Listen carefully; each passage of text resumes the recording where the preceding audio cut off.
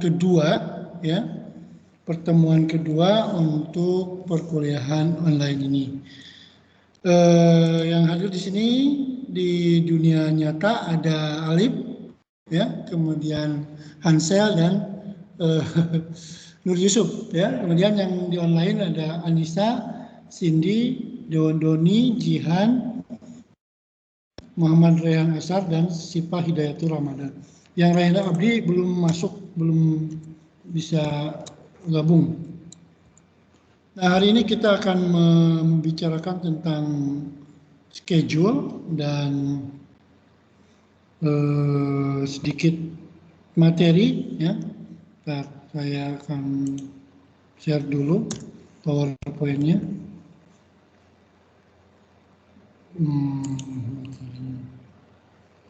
Ini kalau di NTB udah mau maghrib nanti ya, jam ini udah jam berapa ya? Nah. Jadi mata kuliah saya itu sebetulnya tidak terlalu berat ya.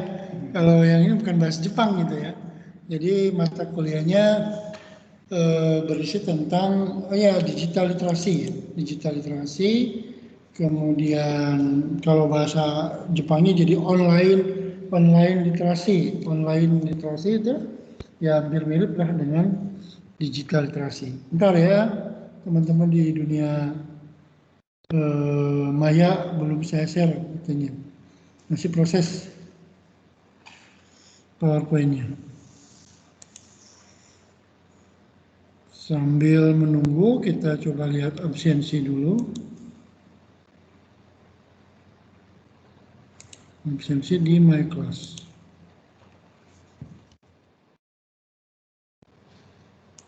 Sebetulnya UM-nya udah menyediakan ya YouTube-nya itu nanti belum ya. Sekarang belum ada YouTube-nya UMY.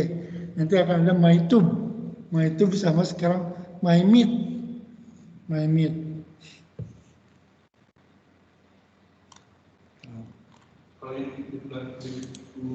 Blue Button itu MyMeet. Itu sama dengan MyMeet gitu ya. Nah, ini udah hadir semua berarti ya. Oke, udah hadir semua. Ntar saya share dulu PowerPoint-nya. Ini udah dibuka lama nih, komputernya capek. Udah sore ya. Oke, jadi sebetulnya nggak usah pusing-pusing terlalu memikirkan mata kuliah ini ya. Kalau yang mata kuliah yang satu lagi kan computer literasi. Jadi computer literasi itu kayak Word, Excel, PowerPoint gitu. Nah kalau saya lebih ke praktik kepada penulisan blog sama email yang berbahasa Jepang, komputer berbahasa Jepang, kayak gitu-gitu. Ya, jadi kemarin juga ada pertanyaan. Jadi sebetulnya online literasi itu apa? Ya sama lah dengan yang disebut dengan literasi digital ya. Nah, PowerPoint-nya baru keluar. Saya mau lihat absen. Saya senang kalau yang mengambil hanya sedikit. Kalau yang banyak repot saya. Ya. Online literasi ini kurikulum 2017, makanya disebut 2017. Nah, di sini sebetulnya udah ada informasinya itu. Oke, pertemuan kedua.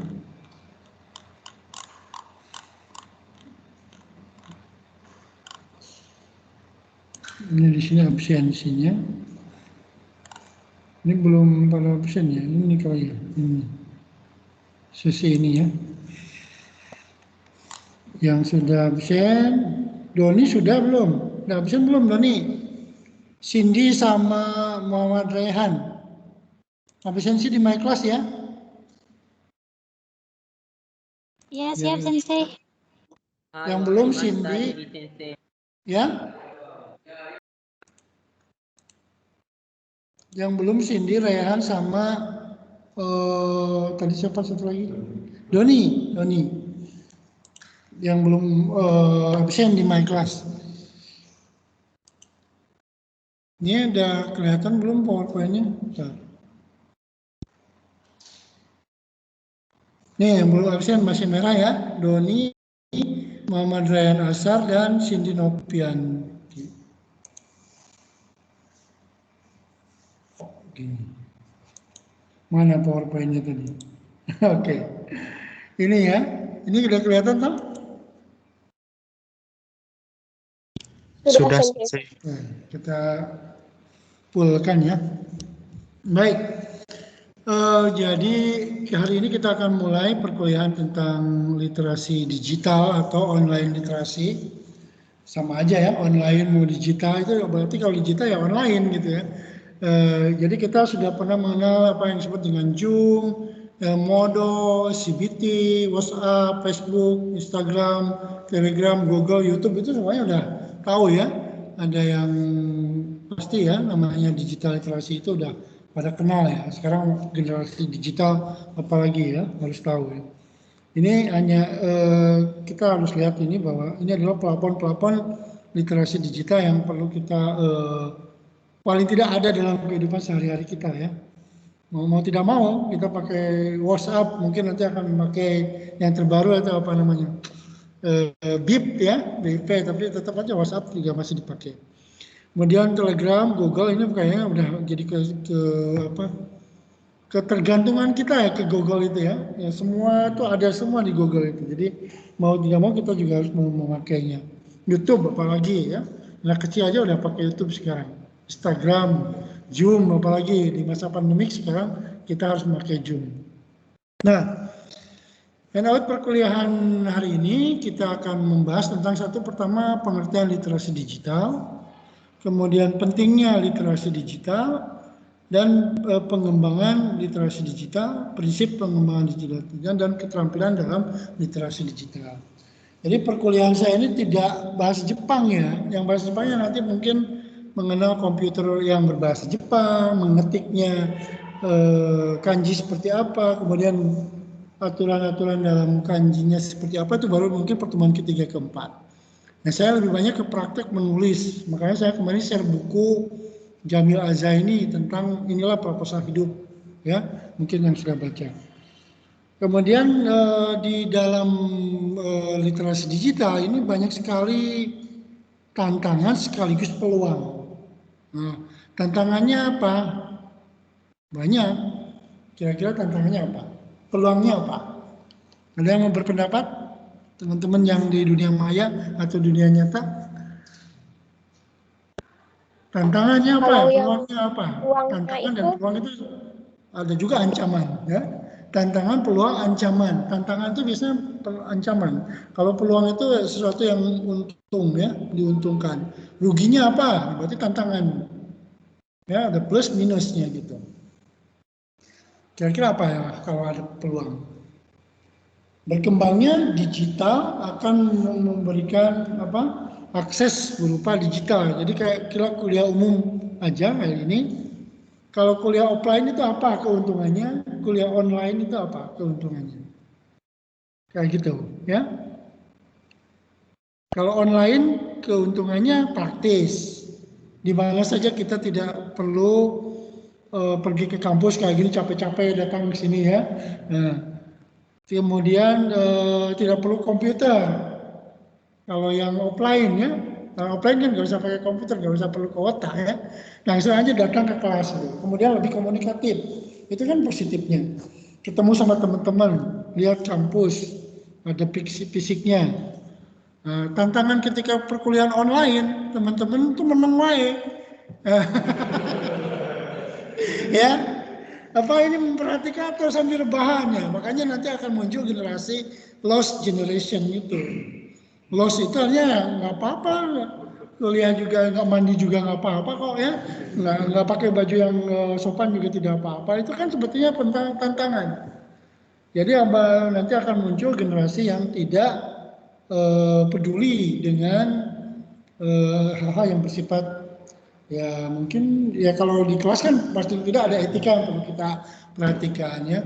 Tantangan itu banyak ya, di online itu nggak bisa ngaji bersama-sama, nggak bisa berdiskusi tetap muka seperti ini. Saya hanya ngomong sendiri ke komputer gitu ya. Itu berbahaya sebetulnya ya. Bisa jadi stres nanti saya. Stres karena kuliah ya udah tinggal ngomong aja sendirian gitu ya. Kurang komunikatif. Tapi kalau di sini kan ada yang tertawa, ada yang melihat ada mungkin ekspresinya saya lebih semangat di offline sebetulnya dibandingkan dengan online. Karena online itu ya tadi menang itu ya, apakah mengerti atau tidak, diminta pendapat juga kadang-kadang susah ya. Nah ini peluangnya tentu saja ya. Semua platform digital itu menjanjikan sebuah bisnis. Nah, teman-teman di sini juga harus punya kemampuan itu. Bagaimanapun juga dalam bahasa Jepang nanti digital dalam berbahasa Jepang misalnya, atau produk-produk yang akan kita jual dalam industri digital. Ya, kursusan kita kembangkan melalui digital kan begitu. Kemudian kalau punya produk-produk yang bisa dijual di internet yang berbau-bau Jepang juga kita harus punya pelapor-pelapor digital itu. Misalnya kita bikin kartu hiragana, kemudian kita jual, tapi itu pasang jual di website kita, kemudian bikin apalah ya, lapangan kerja yang berbasis digital itu banyak sekali. Apalagi yang berhubungan dengan dunia bahasa Jepang, misalnya komik. Nah, komik sekarang kan nggak baca di buku ya, bacanya di digital gitu. Jadi teman-teman yang punya ahli kemampuan menulis komik, tulislah aja buat komik di komputer gitu ya. Nah, adik saya tuh di Bandung itu kerjanya di kamar gitu aja, bikin komik, kemudian kirim ke penerbit online, ebook keluar menjual. Nanti royalti dapat, kayak gitu aja ya. Dia suka komik bahasa Jepang ya, dari bahasa Jepang terjemahin ke dalam bahasa Indonesia, kemudian dia buat lagi. Oh, banyak ini industri itu, dan itu akan menghasilkan kemampuan finansial yang cukup ya. Pengembangan kemampuan literasi tanpa menegasikan teks berbasis cetak. Jadi itu peluang. Jadi kita nggak perlu pakai buku banyak-banyak, nggak perlu pakai banyak peralatan, cukup dengan satu komputer saja. Ya, peluang itu ya, semua serba digital, semua terdokumentasi. Nah, ini peluang, tapi sedikit berbahaya gitu ya. Karena termasuk masalah privasi ya, privasi yang ini yang berbahaya sama sekali ya, berbahaya sekali. Nah, tantangannya adalah jumlah generasi muda yang mengakses internet saat ini sangat besar. Semua anak muda paling tidak sudah tahu ya internet ya. Apalagi di sekarang itu, wah semua anak muda dari anak kecil, saya aja punya anak 3, itu kalau pulang itu Pak HP-nya pinjem Pak, HP-nya pinjem. Nah itu lihat apa? YouTube kan? YouTube. Kemudian, nah ini yang paling berbahaya itu adalah konten pornografi, konten-konten yang maksiat gitu ya. Nah kalau saya bilang itu HP itu sebetulnya udah setan di depan kita, setan di tangan kita gitu ya.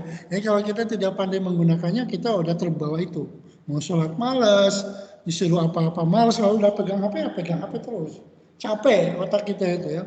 Makanya kalau saya kalau ke rumah pinginnya lepas gitu dari HP itu. Nah, pekerjaan WA-nya itu ini ya, lihat lagi baru 10 menit. Tapi kalau disuruh baca Al-Quran 10 menit itu capek banget gitu ya. Tapi kalau HP WhatsApp itu 1 jam itu kelihatannya asik banget ya, apalagi kalau banyak yang menarik ya. Nah, kemudian berita hoax. Ini juga bahaya ya. Nah, sekarang rame ya di dunia maya itu ada buzar-buzarnya, ada kardun dan cebongnya gitu ya. Ini kan bahaya kalau kita tidak pandai-pandai memilih, kita terjerumus ke dalam dua kubu itu. Walaupun pilpres sudah selesai ya, ada kubu radikal, ada kubu non radikal, ini berbahaya. Jadi ya, teman-teman ini harus bisa memilih mana konten yang baik dan mana yang konten yang tidak. Nah, generasi muda ini adalah generasi yang lahir di tahun 80-an. Kalau saya termasuk generasi Z. Kalau Anda termasuk generasi milenial. Ya. Generasi milenial itu hanya baca judul, nggak pernah baca dalamnya. Ya. Judulnya menarik dibaca, judulnya tidak menarik di skip, ya kan gitu. Ya. Jadi keahlian digitalnya itu bagus, tapi dalam konteks literasinya ini sangat berbahaya. Begitu juga ketika belajar bahasa Jepang. Ya. Banyak sekali media-media yang dipakai dalam pendidikan bahasa Jepang di internet, kayak Instagram gitu ya. Tapi kemampuan bahasa Jepangnya tuh nggak ningkat-ningkat. Seberapa bagus pun konten yang ada di Instagram atau di mana-mana, kalau kita tidak sampai ke dalam, itu hanya suka saja nantinya. Nihongo ga daisuki, tapi Nihongo ga dekimasen ya. Kenapa? Karena dia hanya lihat yang konten awal aja gitu ya. Oh kanji ini kelihatannya, baca aja bisa. Suruh nulis nggak bisa. Nah caranya bagaimana? Kalau saya dulu termasuk generasi yang konvensional, generasi yang tradisional, nggak digital. Jadi kalau saya tuh dulu kanji nulis beberapa kali, 100 kali, misalnya kanji apa ditulis, kemudian disalin ke buku manual gitu, kayak buku apa ya, buku arisan kayak gitu dibuat. Jadi buku ajar itu satu disalin, kemudian saya salin lagi, sebulan selesai. Goinya nambah, kanjinya nambah, kosakatanya nambah, percakapannya juga bagus. Nah kalau sekarang cukup mendengar dan melihat saja, cuma 30% hasilnya ya. Jadi generasi digital itu adalah berkurangnya kenikmatan kita menikmati sesuatu. Coba kalau orang tua dulu tuh cetrek foto kemudian lari dulu ke kabupaten atau kota media untuk dicetak ya. Nah begitu pernikahan itu nggak bisa dilihat kan. Pernikahan tuh besok ya, tunggu ya foto-fotonya, nanti dialbumin gitu. Nah, sampai 10 tahun, 20 tahun kemudian itu masih ada tuh album itu. Dan nyenengi ya, ngangeni gitu ya, lihat foto-foto yang lama. Kalau sekarang, coba. Hari ini dipoto, besok tuh udah bosan. Ya, apalagi dipasang di Instagram muncul terus gitu ya. Nah, jadi kemudian kenikmatan mata kita untuk melihat sesuatu yang indah itu sudah berkurang. Karena apa? Digital. Kalau dulu itu kan mau makan, masak dulu, belanja dulu ke pasar. Jadi punya kemampuan untuk belanja, kemampuan untuk masak. Nah sekarang GoFood, Gojek, ya. Kalau wanita-wanita sekarang nggak bisa masak, ya. Karena apa ya? Tinggal pesan aja. Nggak ada seninya bagaimana indahnya membuat masakan Indomie buatan sendiri. Ya, ceplok telur seperti itu artinya hati-hati ya. Kita itu sedang mendekati media akhir zaman ini. Kenikmatan berkurang, memori juga semakin berkurang. Walau kepindah memorinya ke external hard disk semua ya. Kalau sekarang tuh lupa gitu banyak ya. Nah, kembali ke sini ya. Saya nggak bisa lihat yang di dunia maya ini. Yang di dunia maya mungkin mendengarkan ya, atau mungkin sambil tiduran ya. Nah, nggak apa-apa ya. Tapi kalau yang di kelas ini kayaknya diskusi cukup lama ya. Literasi digital itu adalah kemampuan untuk memahami dan menggunakan informasi dalam berbagai bentuk dari berbagai sumber yang sangat luas yang diakses melalui piranti komputer. Apapun semuanya ada, kayak supermarket gitu ya. Google itu kayak supermarket, terjemahan ada, jurnal ada ya. Kemudian pokoknya kalau Badukun itu kalah ya. Kalau kita sakit-sakit itu Google periksa dulu gitu ya. Mau pergi kemana Google Map ya. Apa mau makan aja di Google Food mungkin nanti ya segala macam. Itu artinya kita sudah mulai diikat dengan situ. Dan berbahaya sekarang kalau kita terlalu mengandalkan digitalisasi ini, IT ini. Contoh begini, kalau Anda punya uang di bank, itu masih aman. Tapi kalau Anda punya uangnya di kartu, atau kayak GoPay, Dana, dan sebagainya, itu nggak aman. Kalau di bank juga sebetulnya nggak aman. Yang aman itu adalah punya sendiri di rumah, kemudian bentuknya kelihatan fisiknya gitu ya. Nah itu kita nggak gempa, listriknya mati, kartunya nggak bisa dipakai. Nah itu terjadi di Hokkaido. Begitu gempa, makanan nggak ada, pergi ke supermarket. Supermarketnya nggak mau buka, karena apa? Sistemnya nggak bisa. Dan kalau gempa, banknya berarti tutup kan, komputernya juga rusak. Jadi ketika mau bayar pun dia nggak punya. Saya tuh punya uang di kartu ini, tapi nggak bisa dicairkan uangnya. ATM-nya nggak bisa diambil. Jadi artinya kan percuma kita punya uang banyak di bank atau di kartu-kartu itu, apalagi yang dipinjami ya, kredit-kredit itu berbahaya. Itu riba kalau dilihat dari Islam apalagi ya. Jadi jangan terlalu percaya dengan yang namanya IT di bidang perbankan, itu berbahaya itu. Kemudian kalau kita juga memakai teknologi yang paling baru, semua tinggal ngomong, buka pintu, ya, terus nyalakan mobil tanpa kita ngomongnya, mobilnya juga nggak nyala, jalan sendiri mobilnya. Seperti itu namanya teknologi artificial intelligence namanya, robot buatan gitu. Ketika giginya dicabut, dia kan begitu dengan komputer nggak beda suaranya, karena struktur giginya beda dengan struktur yang ngomong. Makanya di depan pintu dia ngomong buka pintu, nggak bisa buka pintu nggak bisa buka ya, sampai lelah dia ngomong nggak bisa buka pintunya. Nah, ini hujan itu, ketika hujan dia tidak bisa tidur di rumahnya. Kehujanan, tetangganya lihat aja gitu ya. Nggak bisa dibuka karena gara-gara dia cabut gigi ke dokter gigi. Kemudian si komputer tidak bisa membaca bahwa dia itu yang pemiliknya. Apalagi sidik jari sekarang. Nah, kalau yang siapa yang lumpuh tapi dia tengah mengedipkan sesuatu, kemudian dia bisa apa yang dipikirkan langsung keluar gitu ya. Nah, ini berbahaya ya. Berbahaya tapi enak, praktis sekali ya. Oke. Nah, jadi digital itu adalah kecakapan menggunakan media digital dengan beretika dan bertanggung jawab untuk memperoleh informasi dan berkomunikasi. Sebetulnya itu intinya. Jadi kita harus cakap-cakap menggunakan media-media yang positif, bertanggung jawab dan memperoleh informasi. Nah, dalam bahasa berarti ya berkomunikasi, bagusnya itu.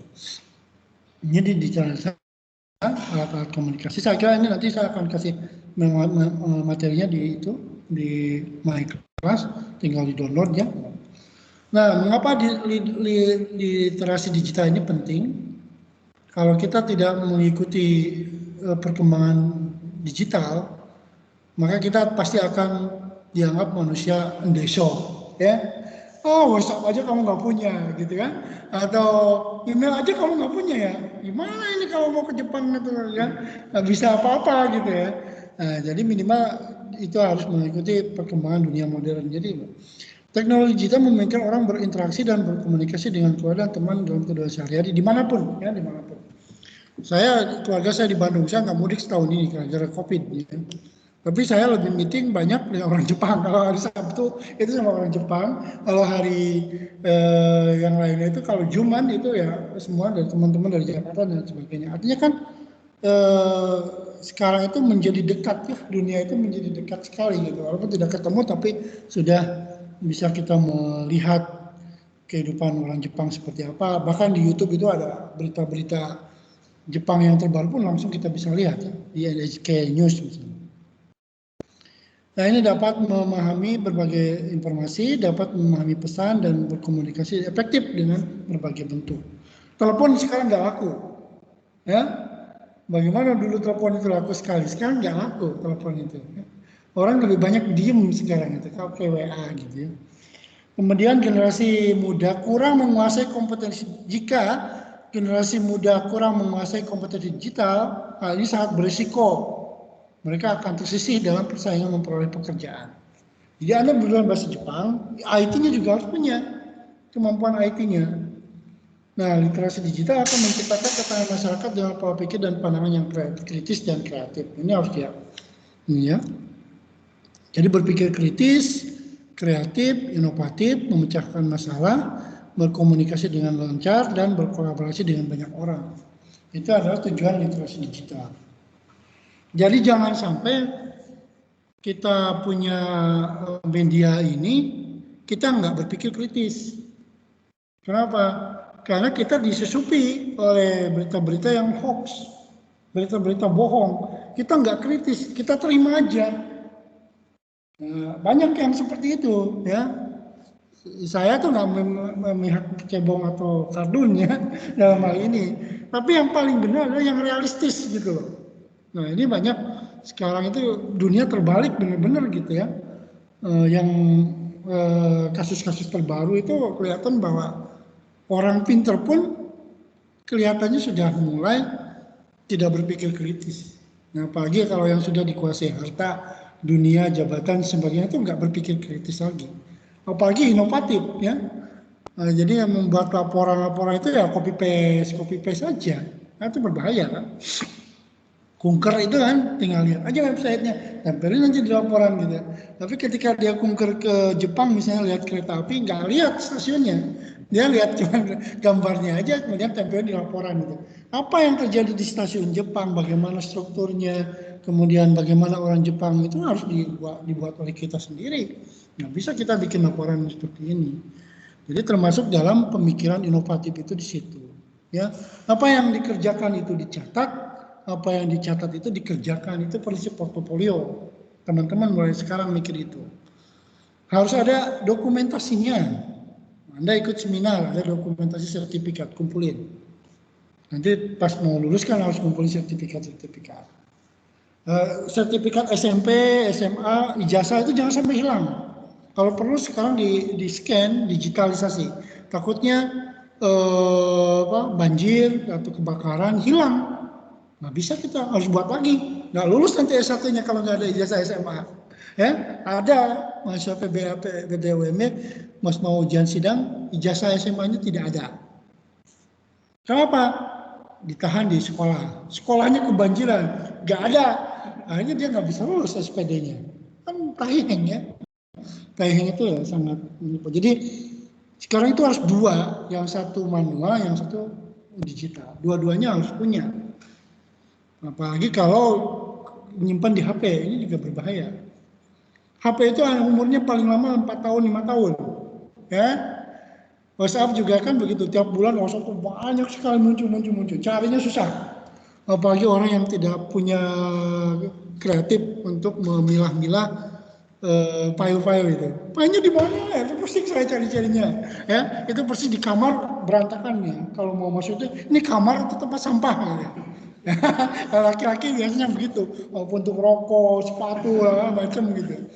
Tapi kalau yang sudah menikah biasanya teratur karena ada yang mengatur ya. Jadi kalau bujangan itu kamarnya itu kayak tempat sampah.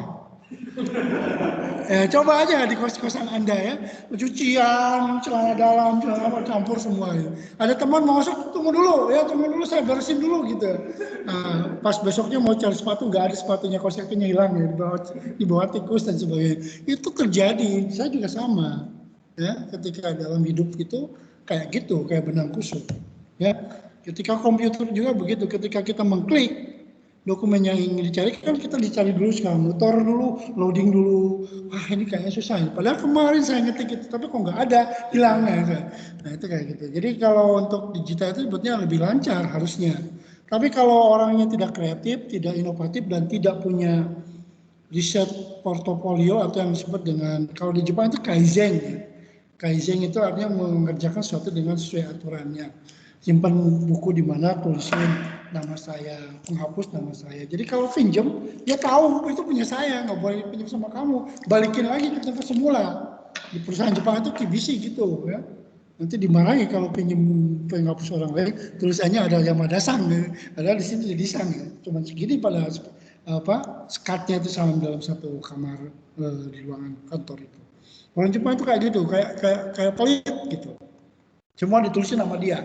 Jadi kalau hilang itu dia cari, ini punya saya, kamu apa di sini? Nah, dicuri atau bukan? Saya pinjam balikin lagi, gitu ya. Nah, gitu. Jadi berkolaborasi jelas sama ya.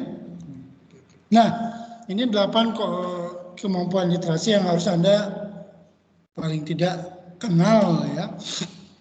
Itu coding, 2 kolaborasi, 3 code software, 4 word processing software, 5 screencasting. Nah sekarang kan harus pandai-pandai screenshot ya, nanti gitu ya. Personal digital archiving, kemudian information evaluation dan use of social media. Ini kemampuan yang harus kita pahami karena di media sosial juga ternyata ada kemampuannya gitu. Nah satu-satu ya, pengkodean. Nah kalau yang ahli IT, Anda pinter bahasa Jepang, pinter IT itu Anda ini banyak dibutuhkan di perusahaan-perusahaan Jepang ya. Apalagi kode-kodenya Jepang itu kan memakai bahasa Jepang ya. Jadi ini akan baku lah. Katanya sih coding itu bisa ratusan juta itu gajinya ya kalau sudah ahli ya. Karena kita bisa melihat sesuatu di luar yang dilihat oleh orang lain. Karena coding itu kan programmer dalamnya. Kayak HTML, CSS, dan sejenisnya. Termasuk dalam membuat website. Nah, kalau kita pandai membuat website, sebetulnya harus pandai juga maintenance-nya. Jangan sampai bisa pakai aja. Kayak saya tuh kalau mobil bawa aja, tapi ketika rusak nggak bisa memperbaiki. Nah kayak gitu ya. Bisa memperbaiki kodenya apa gitu. Kemudian yang kedua ini kolaborasi ya. Penggunaan media digital seperti Google Docs, konsep map, Google Jamboard, memungkinkan siswa bisa bereksperimen dengan kolaborasi online yang efektif. Sekarang tuh banyak kolaborasi ini kan. Bahkan termasuk Big Blue Button WMB itu memakai konsep kolaborasi ini. Kemudian ini ya, yang tadi ya, berbagai macam dokumen disimpan supaya rapi. Jangan sampai berantakan ya. ada Dropbox, kemudian Google Drive, ada OneDrive, segala macam itu punya. Yang pusing itu passwordnya, passwordnya dan akunnya. Nah, ini pakai apa, passwordnya apa, hilang nih, nggak ngerti ya. Jadi bagian penting dari manajemen dokumen adalah menyimpan segalanya mulai dari foto hingga proyek penelitian, hingga makalah penelitian, bahkan musik semua di dalam suatu komputer. Ini Anda harus bisa. Kelihatan lah kalau orang yang bisa itu cepat-cepat menemukannya. Tapi kalau orang yang, aduh, gimana ini menemukannya? Saya di mana nyimpennya? Apalagi komputernya tidak kompatibel ya, lama banget ya, hang. Nah, hang itu bahasa Jepang ya, artinya aneh. Jadi orang hang itu hanya engine ya. Nah, kemudian word processing ini dipelajari di mata kuliah komputer literasi. Mungkin Anda tidak memilih ini karena itu sudah tidak aneh gitu. Tapi sebetulnya kan banyak aplikasi-aplikasi yang perlu kita pahami. PowerPoint aja, bagaimana PowerPoint membuat video dari PowerPoint, itu kan juga harus kita pelajari. Kemudian Excel juga kan banyak. Nah, di sini perlu dikuasai. Ini ketika di perusahaan pasti akan diminta, Anda kuasanya ini benar enggak? Ini screenshot ya. Jadi ini juga penting. Dulu saya tuh kadang-kadang suka gagap kalau ini foto dulu ya, dua gitu ya. Nah, sekarang screenshot kemudian diedit kan langsung bisa. Personal digital ini pengasipan dokumen pribadi, email bahaya ya. Jangan sampai email juga menjadi ladang untuk orang lain mencuri data-data kita ya. Kemudian semua aplikasi di-download, semua aplikasi disimpan, itu berbahaya ya. Apalagi kalau kita terjebak dalam riba ya, misalnya seperti digitalisasi dompet elektronik itu sebetulnya menurut saya riba ya. Karena kalau kita sudah dikuasai oleh Dana, oleh GoPay, oleh GoFood, kita itu udah ketahuan sama mereka personal pribadi kita itu udah dikuasai. Sukanya ini, belanjanya ini, di sini kita makan, itu semuanya dideteksi sama mereka. Kebiasaan kita itu sudah diserahkan semuanya sama mereka. Jadi uang kita yang punya itu sebetulnya sudah diarahkan sama mereka untuk memakai kolega-kolega mereka. Makanya kalau GoFood dan Grab itu kaya itu karena itu udah menguasai data-data dari para pelanggannya. Awalnya mau kasih promo begitu ya, tapi kalau udah banyak dia punya pengikut, maka dia taikin. Sekarang Gojek mahal seperti ini. Kemudian ini evaluasi, ya ini juga penting, berita palsu, dan terakhir adalah menggunakan media sosial. Ini yang sering banyak terjadi kesalah penggunaan, terutama cewek-cewek ya. Itu namanya dosa jariah. Ya. Pasang status, pasang foto-foto di media sosial, semua laki-laki lihat, begitu dia meninggal pun tetap aja dosanya mengalir gitu ya. Ini perlu dipahami baik laki-laki atau perempuan sama aja. Apalagi para predator anak ya, para homoseksual itu ya larinya ke media sosial ini. Mereka akan mengincar orang-orang yang suka memposting selfie segala macam itu, dia akan jadi kayak apa ya. Nih, hati-hati dalam menggunakan media sosial juga. Saya kira teman-teman sudah hafal ini ya. Apalagi kita punya pegangan hidup Islami, jadi harus hati-hati dalam bermedia sosial. Ini tadi yang sudah saya sampaikan, jadi bijak memanfaatkan. Ini ada ibu ya, saya fotokan si ibu ini. Ya, karena ibu itu adalah tokoh yang paling harus kita ikuti supaya hidup kita lancar itu ya paling doa ibu kan, bukan doa bapak ya. Oke, itu.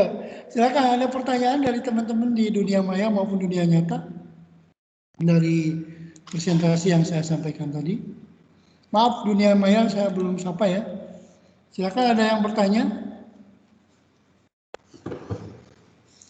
Ada yang bertanya di sini. Ya silakan. Saya ingin bertanya, literasi itu mediasinya apa ya? Apa? Tadi saya bertanya itu online literasinya itu gimana itu cara lewat media sosial, menggunakan media sosial yang berhati-hati. Itu. Oke, nanti kita kok ininya speakernya enggak ini. nggak full gitu. Menggunakan media sosial yang baik. Ya, kalau saya melihatnya media sosial itu sebetulnya rentan kasus-kasus pertama, yang paling pertama adalah rentan fitnah. Kemudian yang kedua rentan hoax ya. Jadi kalau kita memakai media sosial itu hati-hati, karena sekarang itu bukan ucapan lagi yang berbahaya itu, tulisan kita sekarang yang berbahaya itu ya. Jadi media sosial itu kan ada Facebook, ada Instagram, ada Twitter, ada apa lagi, Line, ya Telegram, kemudian WhatsApp, itu kan media sosial. Contoh ketika saya membuat posting status di malam-malam jam 2 gitu, alhamdulillah saya sudah bisa sholat tahajud. Nah, itu kan berarti bagus buat dia, tapi orang itu ada 3 di situ yang melihat status saya di WA misalnya. Satu yang setuju, satu yang tidak setuju, satu lagi yang nggak apa-apa, cuek. Yang berbahaya itu yang tidak setuju. Kalau yang setuju itu ya, alhamdulillah sudah diingatkan ya Pak Didi, terima kasih statusnya Pak Islamis sekali. Gitu. Tapi kalau yang tidak setuju, apalagi yang non Muslim, ngapain yang segini bikin status, kan gitu. Terus maksudnya apa bikin status kayak gitu ya? Nah, kan sebenarnya ria, kalau orang yang Islam liberal mungkin itu ria gitu ya. Tapi kalau yang baik-baik ya nggak apa-apa, perlu dimaklumi lah. Pak Deddy mungkin agak sedikit gitu. Itu juga gitu kan. Ngapain jam 2 bikin status, saya sudah sholat tahajud, sholat layl, atau pagi-pagi jam 9. Alhamdulillah pagi ini saya sudah selesai melaksanakan duha dan membaca Quran 1 juz gitu. Wah, itu status berbahaya. Kalau orang dari 3 kelompok itu mendoakan yang tidak baik, maksudnya ria, dosa buat kita. Tapi orang yang alhamdulillah sedihkan berarti itu pahala buat kita ya. Tapi kalau yang diam-diam ya itu nggak apa-apa. Termasuk ketika kita ngomong bukan kepada orang yang bersangkutan, tapi kita menyindir saja. Presiden yang menyindir, nanti ditangkap polisi sekali gitu ya. Gitu. Padahal sebetulnya bukan ada kritik, ada celaan, ada kritik, ada apa lagi ya? Saran berbeda, tapi kan mungkin penerimanya kan berbeda. Memerintah aja sama menyuruh itu bedanya apa sama permohonan? Coba, bedanya permohonan sama suruhan. Kalau permohonan itu ada kalimat tolong atau biasanya enak ya. lah Sensei. Terus? Kalau pemerintah itu nggak enak gitu, jadi kayak pesannya kayak babu gitu, nah kita disuruh kayak babu kayak gitu. Ya iya, kalau pemerintah juga, kalau saya memerintah ke teman itu biasanya pakai tolong juga. Saya meminta ke staf saya, tolong dibuatkan ya. Itu juga permohonan sekaligus perintah. Ya, tolong diambilkan sana sama ambil sana. Ya, berarti di situ bedanya adalah tipis. Permohonan sama perintah itu bedanya tipis. Perintah itu adalah permohonan yang kasar. Permohonan adalah perintah yang halus, gitu. Nah, jadi semakin dekat kita dengan orang, semakin kasar kita ngomong. Coba kalau ke anak kecil itu dekat dengan kita ya, atau ke orang tua yang sudah akrab, nggak mungkin kan memakai bahasa halus, biasanya mas ini mah, atau ke teman lu sini lu, gua gitu ya. Tapi kalau yang belum kenal, masih jauh, ada jarak di antara kita ya. Maka kita pakai, apalagi masih pacaran gitu ya, wah bahasanya halus banget gitu. Sayang jangan sampai kamu jatuh ya, ini. Udah nikah, kamu mah gitu ya. Gitu aja jatuh. Jadi semakin kasar kita ngomong itu adalah karena kita semakin dekat. Semakin berani. Ya toh? Kayaknya berasal dari pengalaman pribadi Sensei ya. Nah iya pasti. Ya kan? Ketika belum jadi istri saya, ke orang tuanya, maaf Bu ada si Neng kesini, saya mau mampir gitu-gitu, halus gitu, ditelepon juga gitu. Tapi kalau sudah jadi suami istri ada kalimat, ya nama juga kadang-kadang menjadi kasar kedengarannya. Ya udah kalau udah punya anak biasanya mama, gitu. Tapi kalau belum punya anak kan biasanya neng gitu. Atau apa di Sunda itu kan begitu ya. AA gitu ya. Dulu mah halus mendayu-dayu. Sekarang sini kamu sana gitu. Anak siapa itu? Anak kamu gitu kan. Anak sini. Ini jadi kalau lagi marah itu pakai bentuk kocira-socira gitu ya. Masih Jepang juga gitu. Preman-preman juga gitu kalau ngomong. Mas minta rokoknya boleh enggak gitu. Itu kalau ke orang yang belum kenal masih jauh. Tapi ke temannya itu kan enggak gitu. Aku di sini rokok buat aku, buat gua. Kamu ambil lagi sana gitu kan gitu. Jadi semakin kasar itu ya karena semakin dekat kita jarak dengan teman itu. Kalau semakin jauh sama Sese kan nggak mungkin. Sese kita main yuk gitu ya. Enggak ya. Atau Sese mau tabeta, nggak mungkin ya dalam bahasa Jepang juga kan. Tabemas ka, isoni tabemasen ka kan gitu. Jadi ada kalimat halus dan kalimat kasar itu ketika kita melihat orang itu jauh dengan kita, ada jarak di antara kita atau tidak gitu. Makanya ketika belajar bahasa asing pertama kali bahasa halus untuk desmas. Nah, bahasa Jepang gitu. Tapi kalau sudah kasar, itu bahasa yang pakai anak-anak. Iku, nah iku itu sama dengan ikimaska, nah, ikanai, Iko dan sebagainya ya. Jadi anak-anak kecil itu ngomongnya kayak gitu kalau di Jepang itu. Karena kalah kalau percakapan mereka itu nggak ngerti ya. Tapi kalau di Chinese masih Nihongo ga suki desu ka? Ai suki desu gitu ya. Nah, tapi kalau udah Sanese Nihongo ga suki janai ya. Atau dikinai dan sebagainya kayak gitu ya. Oke, silakan Mas Rehan sholat dulu ya. Ini di NKT sudah sholat. Udah mau ini kita juga mau sampai jam 5 ceritanya ya. Santai aja. Ini baru jam berapa ini? Ada lagi? Silakan. Jadi media sosial itu gitu ya, berbahayanya itu adalah ketika tulisan kita diterjemahkan oleh orang lain menjadi 3 kelompok itu. Yang cuek itu nggak masalah. Artinya kan dia statusnya tidak ada netral. Tapi yang tidak cuek itu, dia akan mengumbar ke teman-teman yang lain bahwa seorang tersebut pasang status ini loh, sebarin lah. Ya, apalagi kalau zaman sekarang kita sedikit aja sensitif ya, kita ngomong polisi sekarang poljong ya, atau apa, atau komunis sekarang menguasai Indonesia, wah bahaya itu, nanti ditangkap polisi langsung gitu ya. Jadi teman-teman hati-hati dalam bermedia sosial, terutama kita juga orang Islam. Ada dulu kasus adalah misalnya tentang istilah Muslim dan non Muslim, kafir dan non Muslim. Kafir itu kasar katanya kan kata mereka. Lebih baik pakai non muslim. Padahal begitu. Tapi kalau dilihat dari bahasa yang bagus itu kafir. Karena kafir itu artinya orang yang ingkar. Ya, tapi kalau non muslim itu non muslim. Artinya muslim itu selamat, tidak selamat. Coba mau nggak disebut kaum yang tidak selamat ya? Berarti itu non muslim itu ya. Tapi kalau dibilang kafir mereka pada nggak mau. Kafir itu hanya ingkar saja, ingkar kepada aturan-aturan Allah. Itu di dalam Al-Quran itu banyak sekali. Maka ada suratnya surat Al-Kafirun kan begitu. Tidak ada surat Al-Non-Muslimun. Ya. Itu hati-hati ya teman-teman, dalam pemahaman Islam itu perlu kita pahami ya. Tapi di mata orang-orang Kristen dan sebagainya, non-Muslim lebih halus. Kalau kita langsung kafir dengan nada yang tinggi, wah udah ngamuk ya. Kamu mau kafir kan? Kafir itu ya tidak sholat ya, karena mengingkari gitu ya.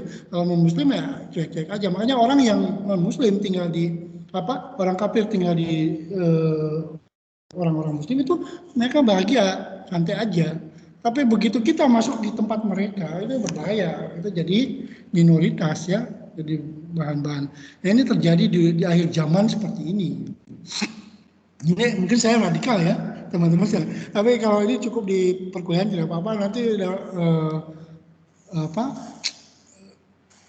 rekamannya juga nanti mungkin masuk ya, tidak apa-apa. Oke, ada lagi yang lain yang mau bertanya? Itu ya kira-kira untuk ini. Kita lihat sekarang jadwal ya, jadwal selama 1 semester ini. Kita akan cek dulu.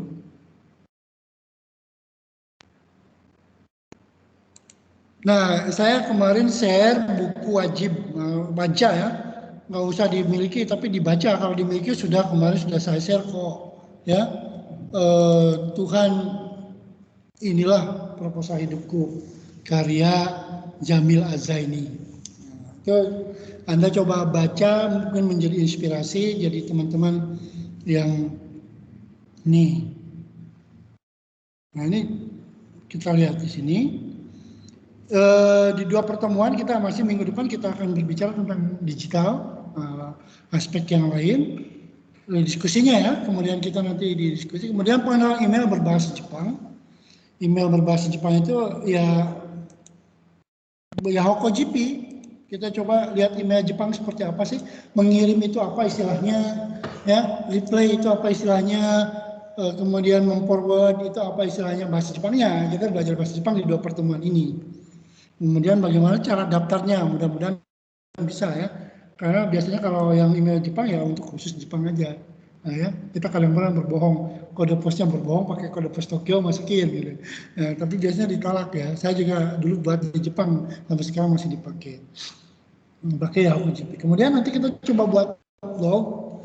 Mungkin kalau UMB ada blognya kita buat blog UMB. Kalau tidak ada kita pakai media sosial yang kita miliki. Teman-teman punya Instagram pakai Instagram. Ada note-nya juga di Facebook pakai note itu. Jadi nggak usah buat blog juga tidak apa-apa. Kemudian konten, ya ini saya ingin melihatnya, Anda mulai melihat, mengenali diri sendiri. Saya terinspirasi oleh buku yang kemarin di seri itu ya. Saya itu siapa sih? Ya. Jadi di sini about me itu artinya jikosokai. Jibunga, darega, dokokara, ya, nanio ski desu kan sebagainya itu dicatat dulu dalam bahasa Indonesia, kemudian nanti di akhir diterjemahkan ke dalam bahasa Jepang. Ada kesan dan pesan studi banding, ini mungkin beda karena belum studi banding ya. Ini dulu ya. Kemudian pengalaman pribadi. Nah ini pengalaman pribadi itu ada yang menarik, ada yang tidak menarik. Tadi Cindy melihat saya berbicara seperti ini karena pengalaman pribadi ya. Jadi kalau tidak ada pengalaman pribadi, kita susah untuk berbicara kepada orang ya. Termasuk pengalaman yang pahit dan pengalaman yang menyenangkan. Cari aja. Biasanya yang pahit itu yang akan menjadi kenangan. Kemudian mimpi dan target. Kemarin saya membuat, saya dulu ini pengalaman pribadi saya ceritakan gitu. Saya itu lahir tahun 71, sekarang 2021, 50 tahun ya. Nah, teman-teman berarti setengahnya dari saya atau ada yang mungkin seperempatnya. Ya, baru 18-19 tahun. Jadi pengalaman saya selama 50 tahun itu kalau dibuat buku, itu udah banyak bukunya gitu. Ya, contoh pengalaman ketika saya kuliah pertama kali di UPI tahun 92, ini belum lahir ya. Ya, 92 belum lahir. Saya masuk di UPI itu tahun 92. SMA lulus tahun 90. Nah, kemudian masuk di UPI tahun ketiga karena saya Ronin dulu. Ronin itu nganggur dulu 2 tahun. Baru masuk UMPTN terakhir tahun 92. Di situ saya mimpi ketika bekerja tahun 91 itu, saya ingin kuliah. Saya tulis di buku harian. Setelah kuliah, saya ingin masuk jurusan bahasa Jepang. Saya tulis juga di buku harian. Setelah masuk bahasa Jepang, saya ingin ke Jepang. Saya tulis di situ. Tanpa terasa si memori-memori itu, ya, dalam otot-otot gitu itu bekerja. Ketika Ichinensei saya menulis ingin dapat beasiswa ke Jepang minimal 3 tahun atau tingkat 4 misalnya. Saya tulis di situ tahun 91, 92. Akhirnya saya lulus Mombuso tahun 96. Saya ke Shizuoka University pada waktu itu. Dapat beasiswa Mombuso. Beasiswa Mombuso dapat yen dari Jepang ya. Jadi lebih kaya daripada mahasiswa-mahasiswa yang lalu. Dapat 100.000 yen. 100.000 yen sekarang berarti sekitar 14 juta. Itu mahasiswa, 1 tahun. Pulang ke UPI, lanjutin beres 98. 6 tahun saya kuliah. Mimpi lagi, S2 ke Hiroshima.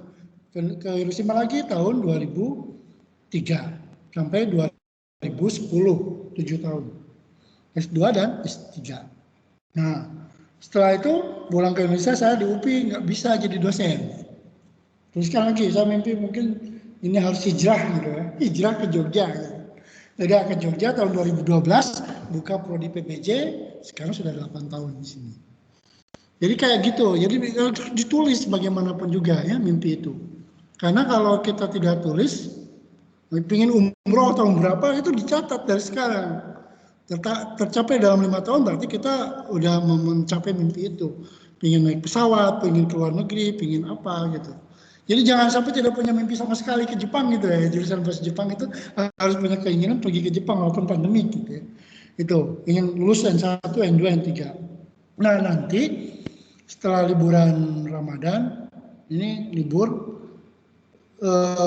tugas akhir perkuliahan Jawa Literasi adalah mengumpulkan 3 konten blog yang tadi memperkenalkan diri, pengalaman pribadi dan mimpi-mimpi Anda dalam versi bahasa Indonesia dan versi bahasa Jepang.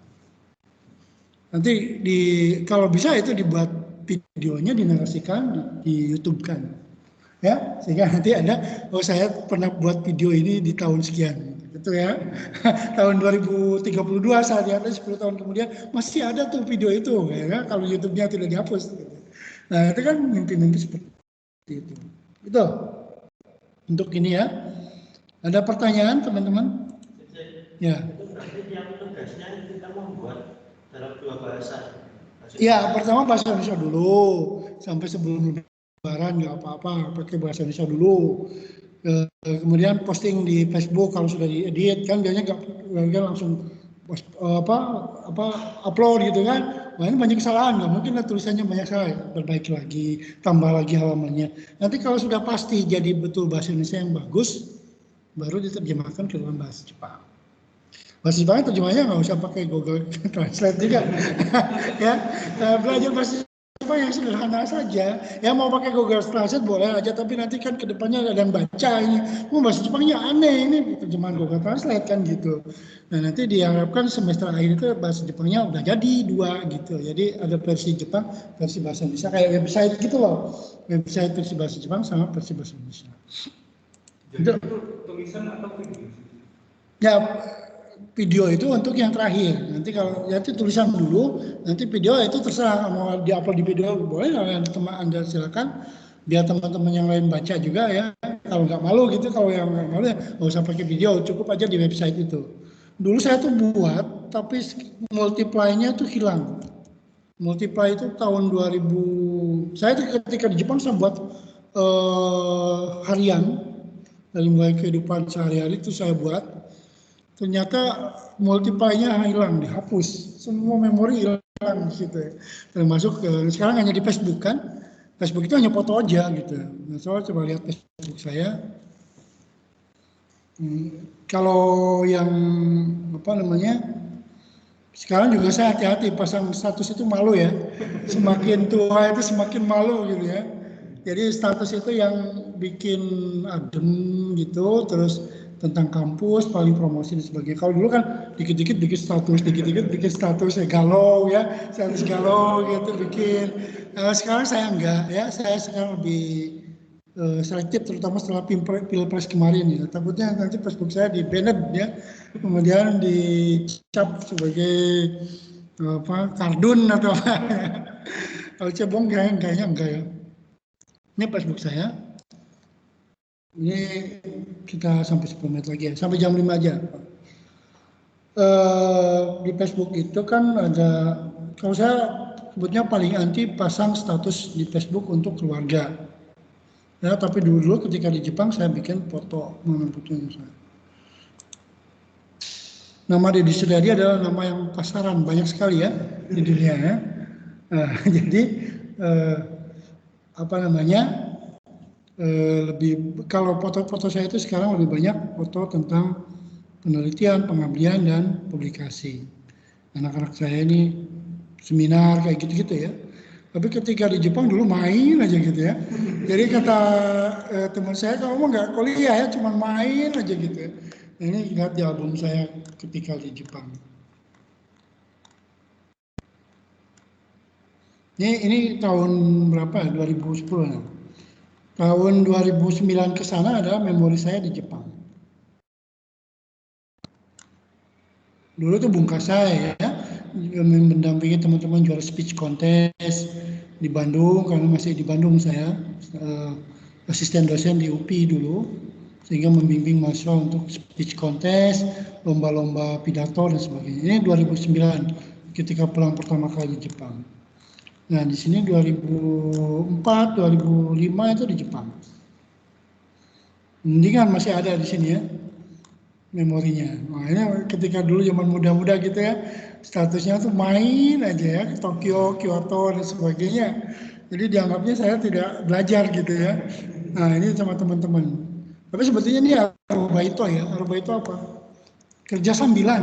Kerja sambilan saya mengajak teman-teman untuk jalan-jalan, bawa mobil sendiri, pakai SIM Jepang, kemudian saya pengen gratis, teman-teman saya ajak semua gitu. Nah ini tahun 2009. Jadi ada dari Filipina, dari Indonesia, dari Filipina juga ini. Ini Bu Nuria sekarang di UPI jadi dosen juga ya. Ini dari Bank BI dan sebagainya, ini dari Solo, Pak Danar, ini saya ajak semua satu kloter dalam Himawari Tour gitu ya. Himawari Tour, kemudian ada Nagasaki Tour gitu. Nah ini lagi muda, ini ketika muda bawa anak saya satu. Ya jalan-jalan aja ya, nggak pernah, tapi lulus ya, ini pembimbing saya Profesor Maci ya, di Hiroshima yang membimbing saya sampai lulus doktor. Ini dari Korea, dari Indonesia, dari Brawijaya dan sebagainya. Ada 3 mahasiswa Indonesia, Bu Nuria sama Bu Isma dari Brawijaya dan UPI. Ini dari Taiwan, sisanya dari Korea, ya, kemudian dari Jepang sendiri ya. Kan ini satu lab. Ini jalan-jalan ya, jalan-jalan isinya ya. Nah kalau dibuat cerita ya, tinggal lihat foto itu kemudian kita buat cerita ya. Kalau ada foto-fotonya tinggal dibuat cerita. Ini foto saya ketika di bawah stalagmit stalaktit di Yamaguchi misalnya, 12 Agustus 2009. Saya jadi tukang ngasuh anak ya, tukang ngasuh anak orang lain. Nah ini ketika di Tokyo gitu ya, di Tokyo. Kayak gitu. Ini di bawah tulip, di Hokkaido, kayak jalan-jalan gini. Ini banyak yang ikutan karena lebih murah kalau jalan-jalan dengan saya, bawa rice cookernya, bawa sosis murahnya, halalnya, masak di hotel gitu ya.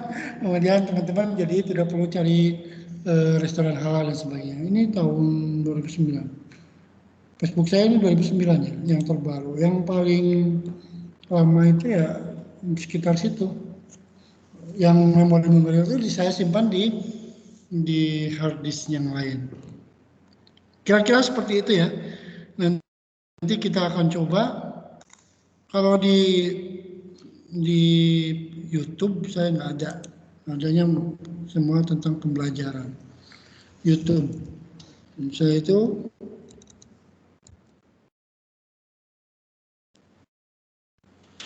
dulu ketika di Jepang itu bersama istri. Jadi ya melewati perkuliahan selama itu YouTube. Nah, kalau di YouTube itu kan melacak apa yang sudah kita kerjakan kan.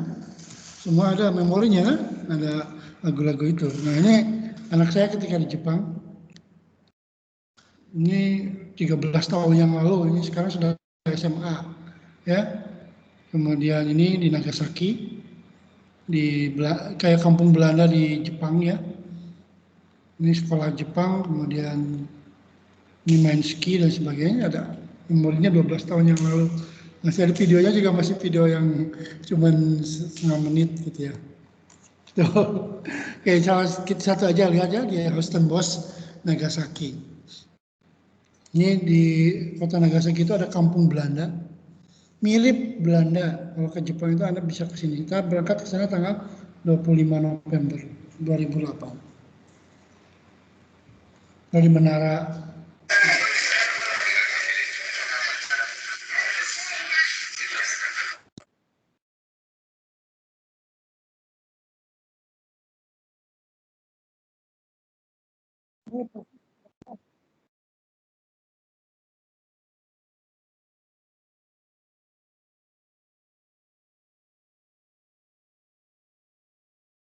ada kiper.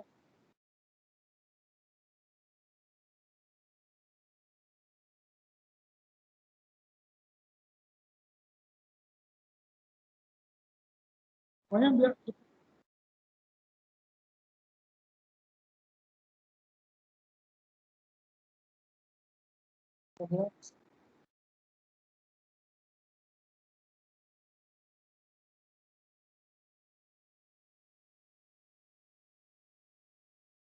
Nah,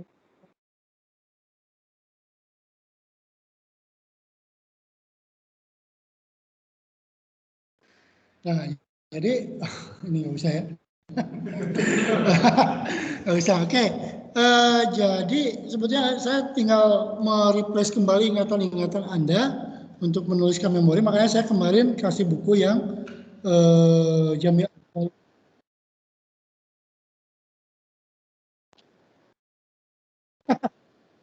Mana?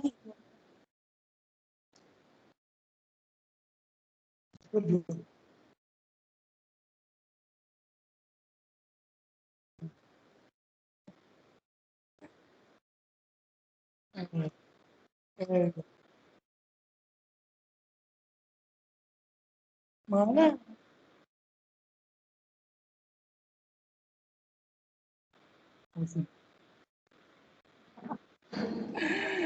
Saya suka Sunda ya, musik Sunda. Jadi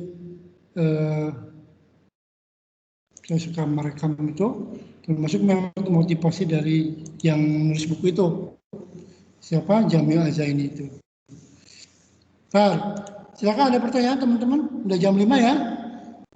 Kita akhiri perkuliahan hari ini untuk offline dan online. Nanti absensinya kan sudah di my class semua ya, jadi tidak perlu di sini. Baik, kalau tidak ada pertanyaan, kita tutup perkuliahan hari ini memakai MS Team dulu ya. Nanti minggu depan coba pakai Big Blue Button, hari ini nggak sempat ya. Ada yang bertanya lagi? Silakan Cindy Sang, Raihan. Sipa itu cowok ya? Sipa Hidayatul Ramadan cowok berarti? Cewek? Anissa cowok itu. Ini belum pernah ketemu ya sama orangnya? Belum. Hah? Oh, kelas B. Tapi kan kalau disuruh on cam pada nggak mau on cam, teman-teman. Oke ya, sampai di sini saja ya pertemuannya untuk hari ini. Nggak usah lama-lama, kalau kuliah saya itu ya 1 jam lah ya. Nanti sisanya kita buat untuk menulis nggak apa-apa gitu ya. Karena kuliah online itu sebetulnya tidak kuliah tetap maya pun sebetulnya bisa. Kita kasih tugas aja, nanti kerjain. Tapi kan nggak enak gitu ya teman-teman, itu nggak ada tetap mayanya. Saya pakai MS Team dulu, kemudian nanti kita pakai untuk yang sisanya untuk tugas. Demikian kita cukupkan sampai di sini perkuliahan hari ini. Mari kita tutup perkuliahan dengan ucapan hamdalah bersama-sama. Alhamdulillahirrahmanirrahim. Terima kasih. Assalamualaikum warahmatullahi wabarakatuh. Yang saya simpan